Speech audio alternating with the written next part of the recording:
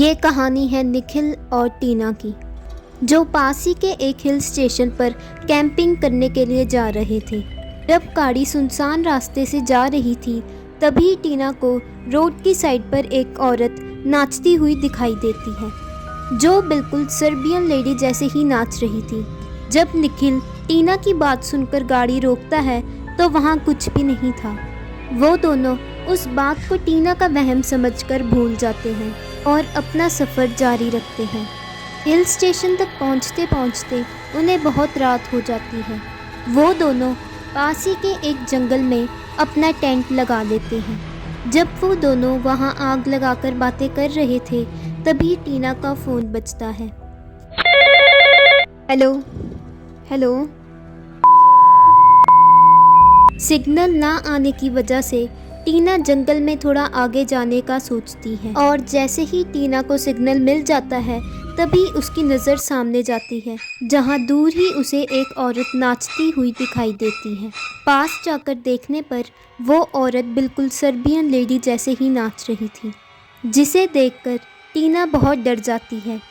वो औरत अचानक से नाचना बंद कर देती है और अपना डरावना मुंह ऊपर कर टीना को देखकर चिल्लाती है।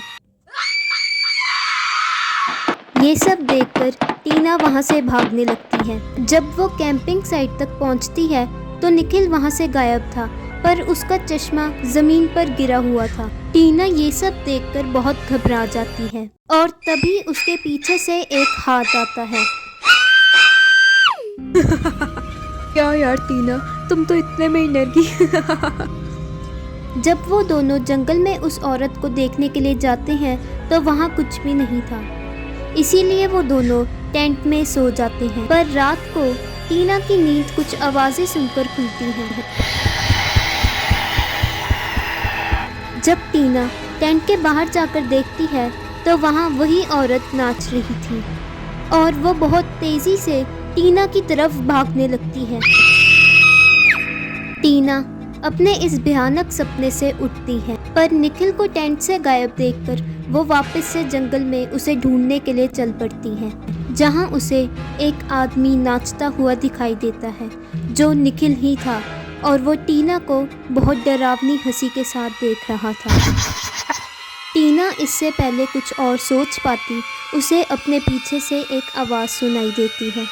क्या तुम्हें डांस करना पसंद नहीं? अगले दिन टीना और निखिल की लाश जंगल में मिलती है, और तब से कई लोगों को उन दोनों की आत्मा जंगल में नाचती हुई दिखाई देती है।